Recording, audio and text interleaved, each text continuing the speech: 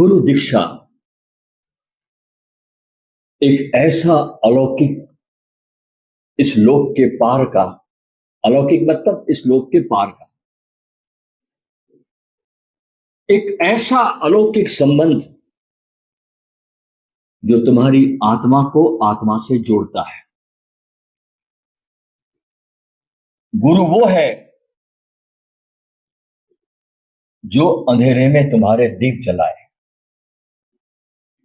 और कई बार दीप बुझा भी दे ताकि तुम अपनी रोशनी को खुद खोज सको। एक बार एक गुरु जी प्रवचन दे रहे थे, बोले जो भी मुसीबत में हो वो आगे आ जाए। सभी बैठे रहे। एक शिष्य आगे आया, बोला गुरु जी हम तो शादीशुदा है, हमेशा मुसीबत में ही रहते हैं। दीक्षा का अर्थ है भीतर की दिशा को बदलना। दिशाएं बाहर की होती है और दीक्षा भीतर की होती है। और दीक्षा केवल मंत्र देना नहीं है, ये एक बहुत बड़ी दिव्य ऊर्जा का शिष्य में संचार है। जैसे बिजली की वायर में करंट आता है, वैसे ही गुरु की कृपा से शिष्य के जीवन में तो विराट ऊर्जा सहज रूप से बहने लगती है, क्योंकि गुरु की महिमा बहुत अपार है, इसका पार नहीं पाया जाता। और गुरु और शिष्य का जो संबंध होता है वो बहुत बहुत गूढ़ गहरा होता है। और वो सौदा नहीं होता, वो सौंदर्य होता है, खूबसूरती होता है। शिष्य की भक्ति, गुरु की कृपा अगर मिल जाए, दोनों का मिलन हो जाए, तो शिष्य के जीवन में बहुत बहुत चमत्कार होते हैं। आजकल के शिष्य गुरु से ज्ञान नहीं लेते, गूगल गुरु से ज्ञान लेते हैं। जमाना बहुत बदल गया है। लेकिन गूगल गुरु केवल आपको इंफॉर्मेशन देता है। क्या देता है? इंफॉर्मेशंस, जानकारियां, सूचनाएं। और सच्चा गुरु तुमको जागृति देता है। गुरु वो है जो तुम्हें तुम्हारे केंद्र से मिलवाए। गुरु तुम्हारे सिर पर हाथ नहीं रखता, वो तुम्हारा सिर ही हटा देता है। क्योंकि जब तक सर ना हटे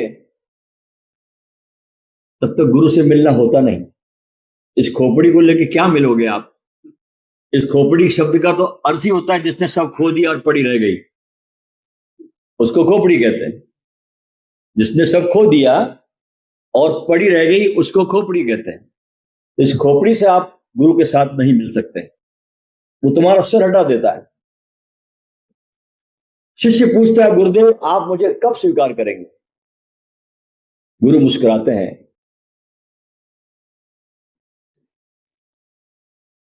जब तू खुद को छोड़ देगा पूरी तरह से, मैं तुझे थाम लूंगा। संतों का कहना है कि दीक्षा वहीं जहां मन तुम्हारे संग न रहे और गुरु के संग तुम्हारा मन हो जाए, दैट इज कॉल्ड द दीक्षा। कि मन तुम्हारे साथ न रहे, अब गुरु के संग में मन लग गया। और दीक्षा के बाद शिष्य में बहुत अभूतपूर्व परिवर्तन आता है। उसके स्वभाव में स्थिरता आती है, दृष्टि में स्पष्टता आती है और हृदय में अथाह प्रेम और करुणा भर जाती है। अब उसके जीवन में मीनिंग आता है, अर्थ आता है। उसके पहले मीनिंगलेस था, कुछ पता ही नहीं था।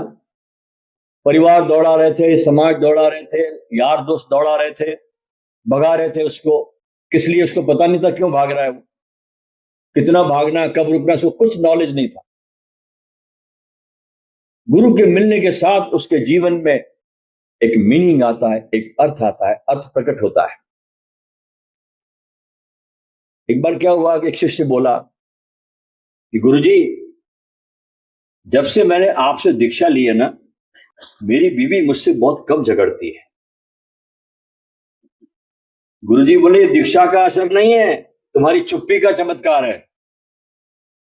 क्योंकि दीक्षा लेने के बाद तुम थोड़े मौन रहने लगे हो, ये तुम्हारी चुप्पी का चमत्कार है। अच्छा, गुरु दीक्षा लेना बहुत आसान है, और उस पर चलना, उसको निभाना थोड़ा कठिन है। प्रेम हो जाए गुरु से तो कोई कठिन नहीं। प्रेम में सब चीजें बड़ी सरल और सहज हो जाती है, वहां प्रयास नहीं लगता।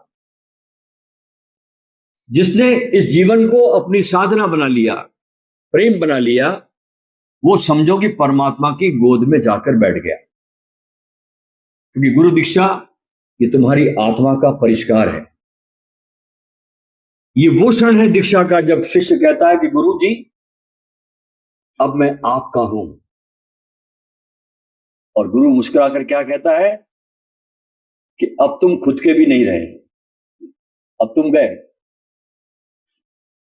अब तुम खुद के भी नहीं रहे। गुरु वो नहीं जो तुमको रास्ता दिखाता है, ख्याल रखना। रास्ता दिखाने वाले तो बहुत गुरु मिल जाएंगे तुमको। गुरु वो नहीं जो तुमको रास्ता दिखाए, गुरु वो है जो तुमको खुद को रास्ता बना दे, स्वयं को। गुरु वो है जो तुम्हारे भीतर के प्रश्नों को मिटा दे, उत्तर देकर नहीं, तुम्हें स्वयं उत्तर बनाकर। तो दीक्षा का अर्थ होता है जन्म लेना दोबारा। देखिए, एक जन्म तो आपको मां बाप से मिलता है, वो शरीर का जन्म है।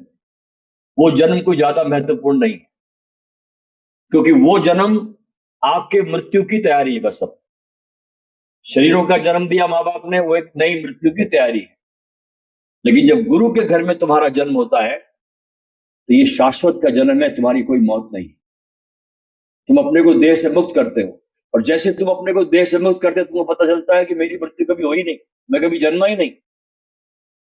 इसलिए ओशो की समाधि पे लिखा है कि Osho never born never died, only visited this planet earth between so and so death.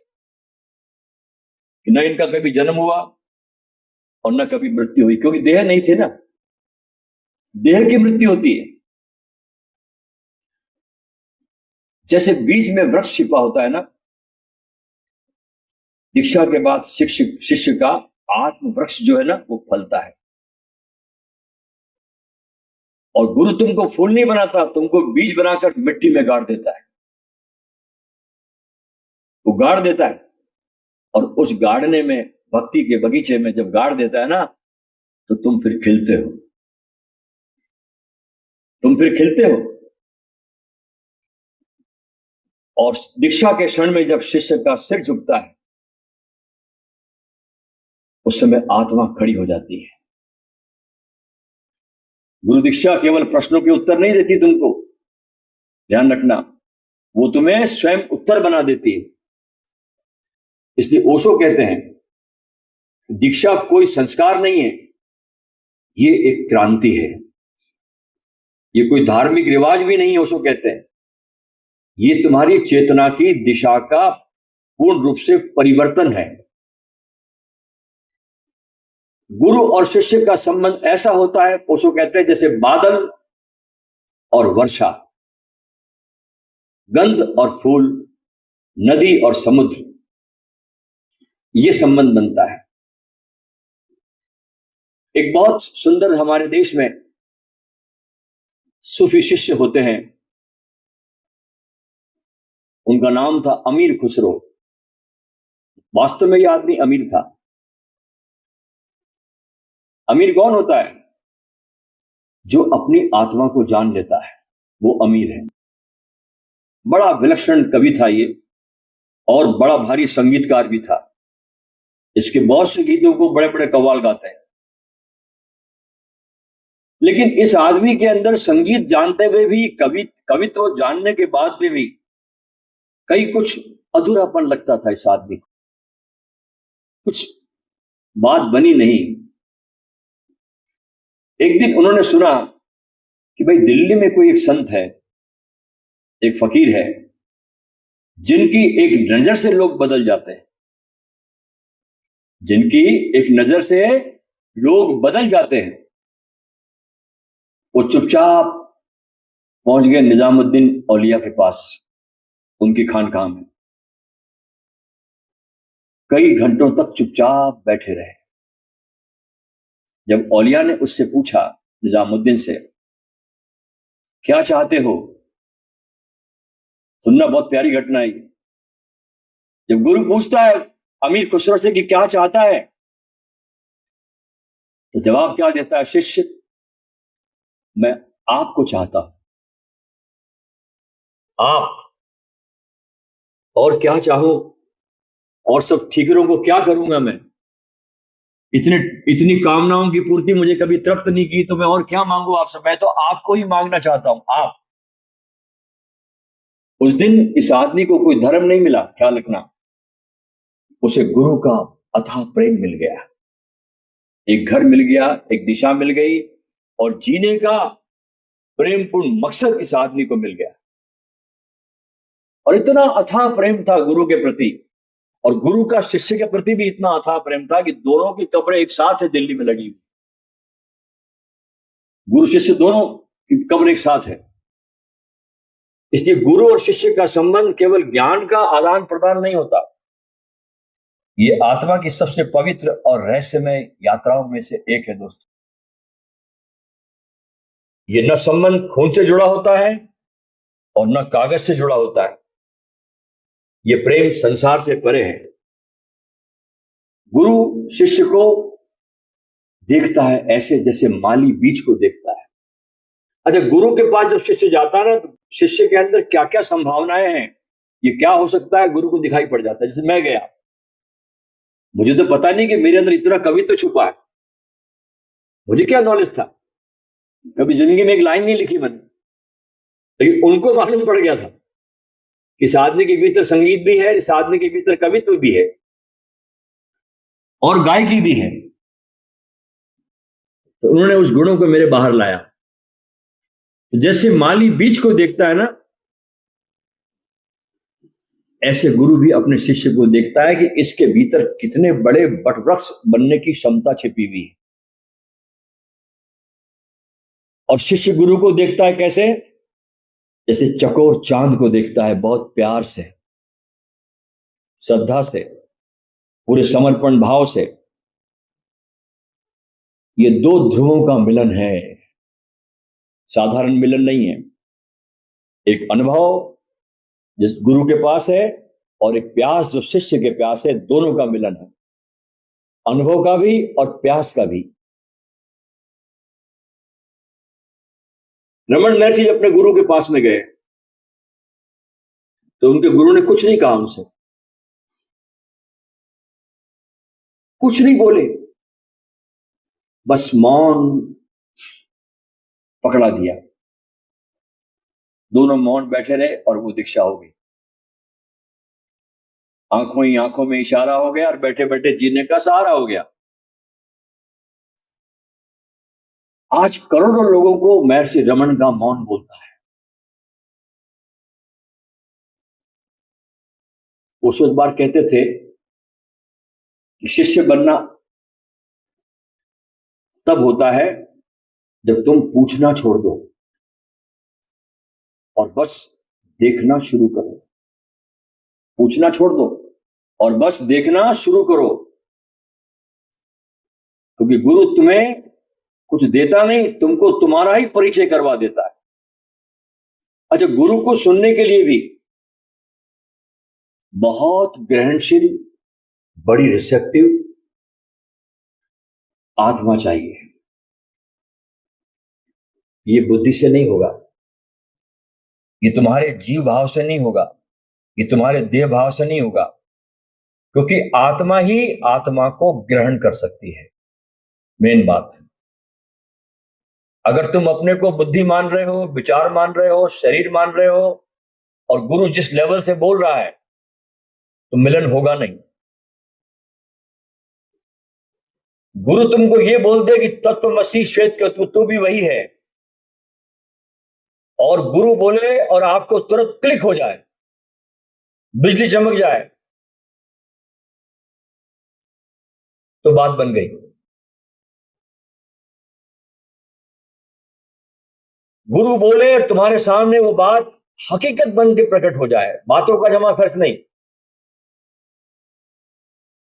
बस यही सत्संग में पॉसिबल है कि गुरु बोले कि तू भी वही है जो मैं हूं, तत्वमसी श्वेत केतु तू भी वही है, और तुमको क्लिक कर जाए और तुमको अपना ख्याल आ जाए। बस यही पॉसिबल है, और कुछ भी पॉसिबल नहीं है। ध्यान रखना, साधनाओं से सत्य पॉसिबल है ही नहीं। अगर तुम्हारे भीतर जब तक शरीर का भाव है, जीव होने का भाव है, तब तक सत्य पॉसिबल है ही नहीं। केवल ये पॉसिबल है कि आप राइट लिसनिंग को, ठीक से श्रवण की कला को सुनने को बिल्कुल तैयार हो जाओ। ये पहला चरण है कि गुरु बोल दे, कंफर्म कर दे कि तू अस्तित्व है पूरा का पूरा, तो वो जो राइट लिसनिंग है आपकी, वो आपको आ जाती है। और आपने अगर उस राइट लिसनिंग में सुन लिया तो बात खत्म हो जाती है। फिर कोई साधना नहीं, कोई ध्यान की विधियां नहीं, कुछ नहीं। तो ये बड़ा लंबा सिलसिला है ध्यान की विधियों का और साधनाओं का, अनंत जन्म लग जाते हैं आदमी को इस चक्कर में, जबकि मामला बहुत सरल है। तो सुनने का भाव होना चाहिए आपके भीतर। भाव कैसा होना चाहिए कि जिसको सुन रहे हो आप, उसके प्रति परम श्रद्धा का भाव कि बोलने वाला जो है ये पूरा 100% बिना डाउट के नारायण है, और है ही नारायण, इसमें संदेह क्या है? बोल तो नारायण ही रहा ना भीतर से।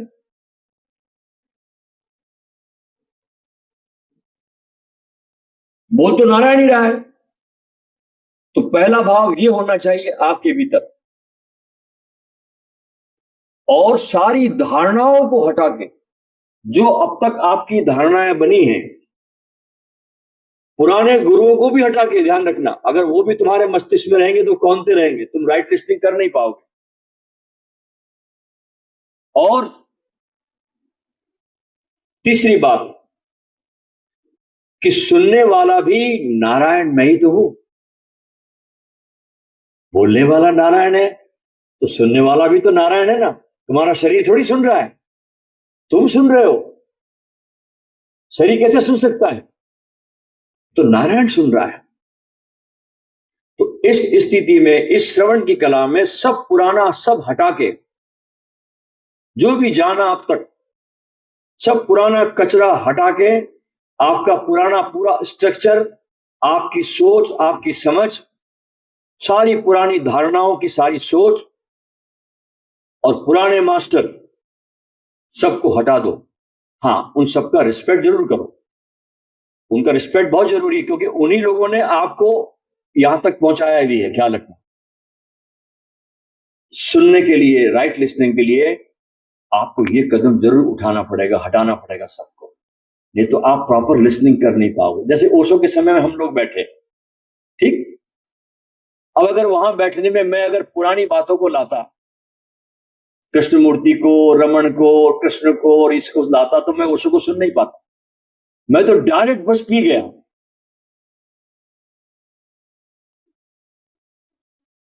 वो एक गीत है ना, मैं प्रेम का प्याला पी आया, मैं सारी मधुशाला पी आया, मैं पी आया, मैं पी आया, मैं पी आया। एक पल में सदियां जी आया।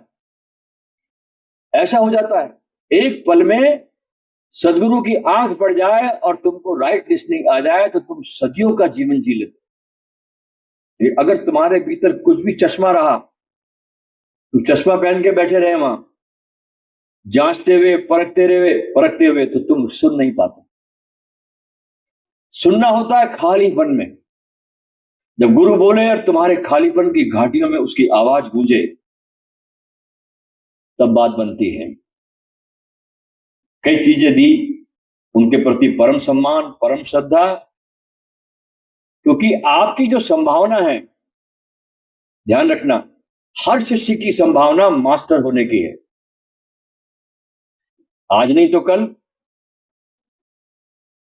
मास्टर होने की संभावना आप लोगों की। और परफेक्ट शिष्य वो है, ध्यान रखना, मेरी बातों को सुनिए आप।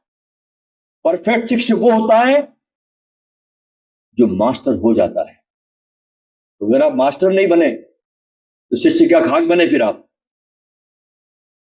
परफेक्ट शिष्य जो वास्तव में परफेक्ट हो गया, राइट लिसनिंग में पारंगत हो गया, गुरु के अगाध प्रेम में डूब गया, वो गुरु का स्वरूप हो गया, वो मास्टर बन जाता है।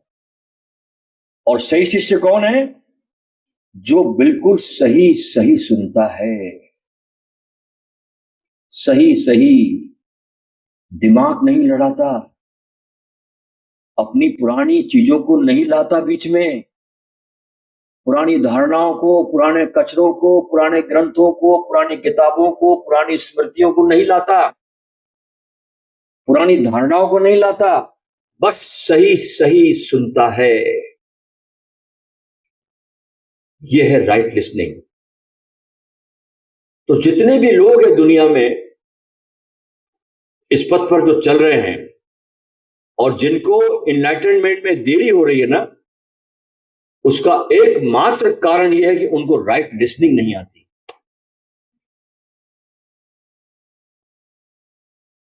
उनको राइट लिसनिंग नहीं आती, उनको सुनना नहीं आता। कोई खाली होते नहीं, भरे रहते हैं। उस भरने में कैसे सुनोगे आप? और कोई कारण नहीं है। उनके एनलाइटनमेंट में देरी होने का कारण साधना नहीं है। जब तक कोई कारण नहीं है, जपना तपना कोई कारण नहीं है, बस एक ही कारण बन रहा है कि सही सही सुनना। तो सही आप कब सुनोगे?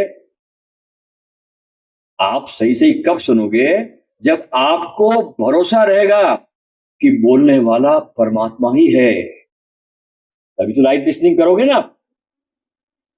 डाउट रह के अगर आपने सुना, रंच मात्र भी आपके अंदर संदेह आया, संदेह रंच मात्र भी, जैसे आपको समझाऊंगा, इलेक्ट्रिक का वायर जा रहा है, 440 वोल्ट का करंट है इसमें, उसके नीचे से भी एक वायर जा रहा है, उसके और इसके बीच में एक बाल का फर्क है, सिर्फ अंतर। तो इसमें करंट आएगा क्या? आएगा? नहीं आएगा। इसमें करंट कब आएगा? जब वो बिना संदेह के, बिना डाउट के फटाक से जुड़ जाएगा, और जुड़ा और करंट आया। इतनी सी बात है, ध्यान रखना। कोई साधना कारण नहीं, कोई तप कारण नहीं है। जब आपको पूरा भरोसा रहेगा कि बोलने वाला नारायण ही है, जब ये भरोसा आ जाए ना, तब आप समझना कि आपके जीवन में सच्चे शिष्यत्व का उदय हुआ है।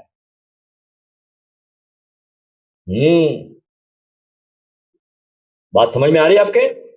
तब समझना कि आपके जीवन में वास्तव में शिष्यत्व का उदय हुआ है, उसके पहले नहीं। तब आप रियल डिसाइपल हो। जब रियल डिसाइपल होकर सुनते हो और अपने मास्टर पर जरा भी डाउट नहीं करते, तुम संदेह नहीं करते, तो क्या हो जाता है? सत्संग में मास्टर को सुनते सुनते सुनते बिना डाउट के सुन रहे हो तुम, रंच मात्र भी संदेह नहीं है, परम श्रद्धा है, परम प्रेम है। तो सत्संग में मास्टर को सुनते सुनते सुनते तुम्हारा मास्टर जाग जाता है।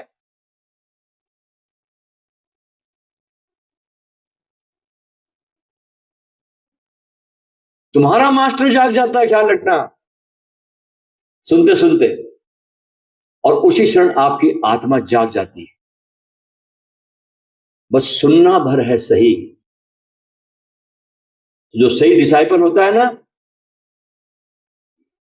वो हर वस्तु से सीखता है, हर चीज से सीखता है। जो मिलता है उससे सीखता है, सीखने की कला उसमें आ जाती है।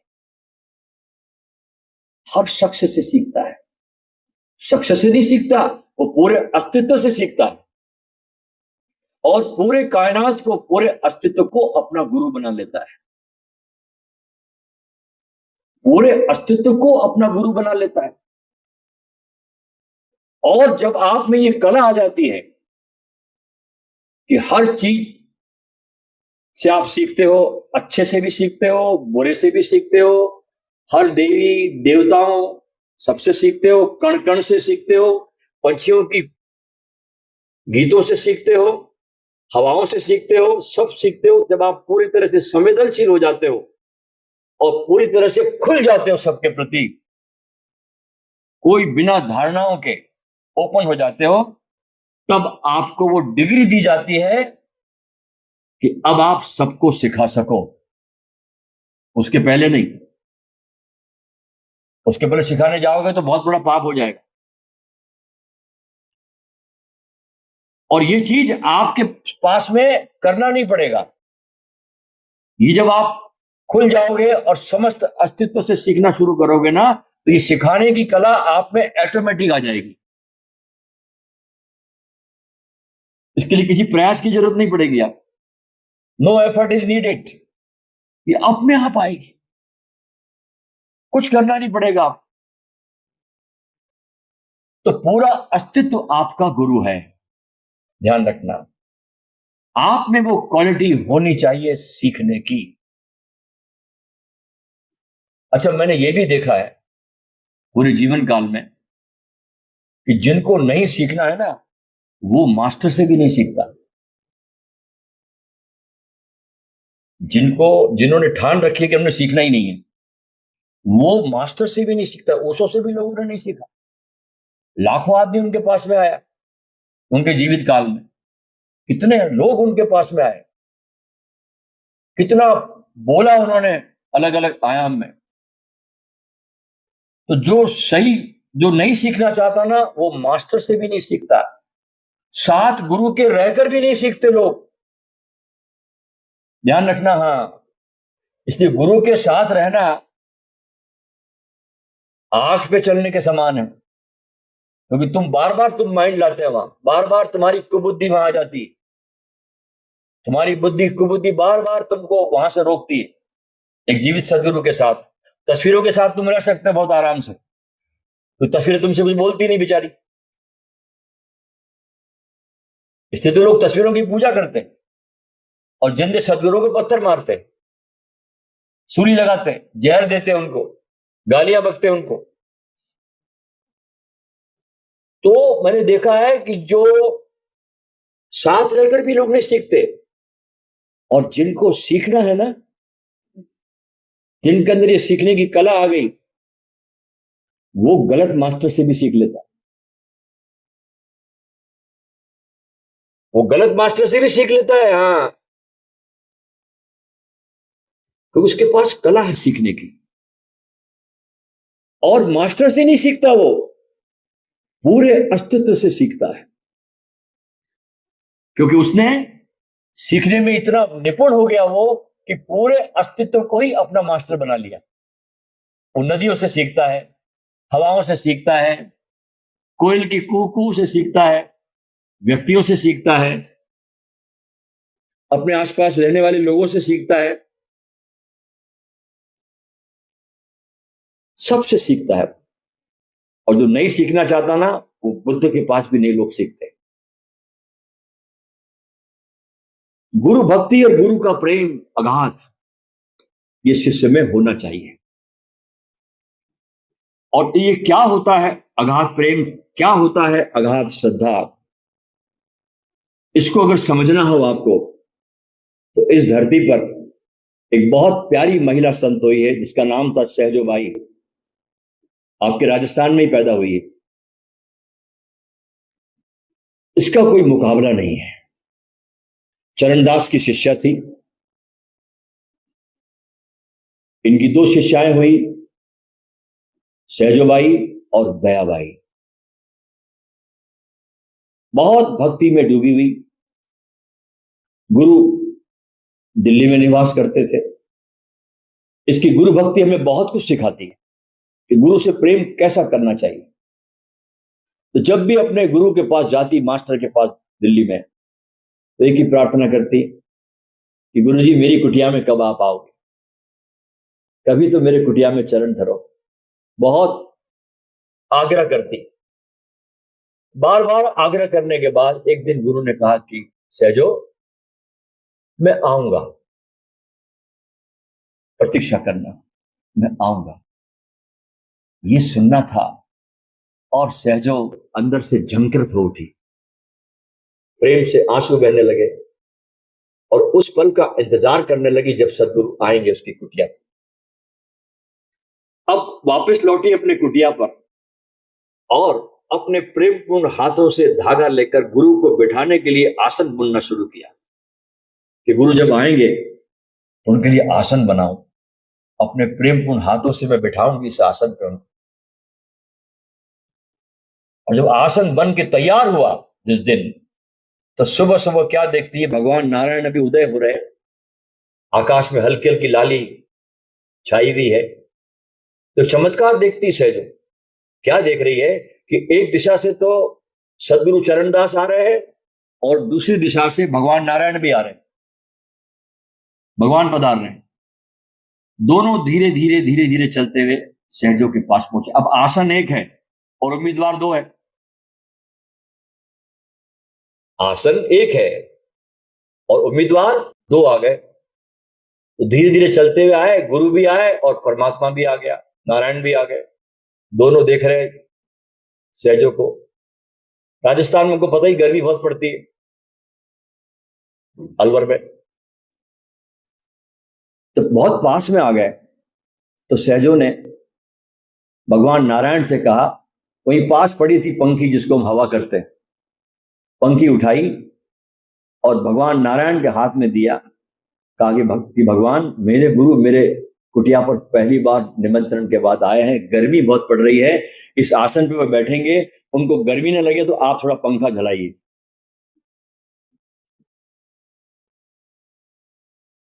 यानी भगवान को भी गुरु की सेवा में लगा दिया।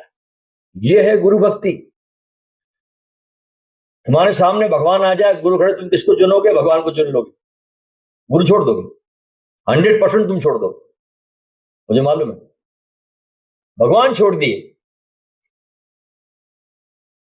इसलिए गीत लिखा उसने बड़ा प्यारा कि राम तजू पर गुरु न बिसारूं। राम को तज सकती हूं मैं, लेकिन गुरु न बिसारूं, गुरु के सम हरि को न निहारूं। अच्छा, गुरु को इतना बड़ा सहजों ने स्थान क्यों दिया? इसके पीछे भी बहुत वैज्ञानिक कारण है, समझिए आप। ये संतों की वाणियां जो है ना, इतनी कोई बहुत ऊंचाई से आती है, ख्याल रखना, बहुत अनुभव से आती है। ये शब्द कोई शब्द नहीं है, ये बहुत गहरा अर्थ रखते हैं ये वाणी। गुरु को ऊंचा स्थान इसलिए दिया गया है कि राम जो है ना, ईश्वर, राम, कृष्ण, विष्णु, जो भी नाम आप देना चाहो, ये बस हमारे लिए नाम है, एक नाम है। लेकिन गुरु एक रूप है, रंग है, आकार है।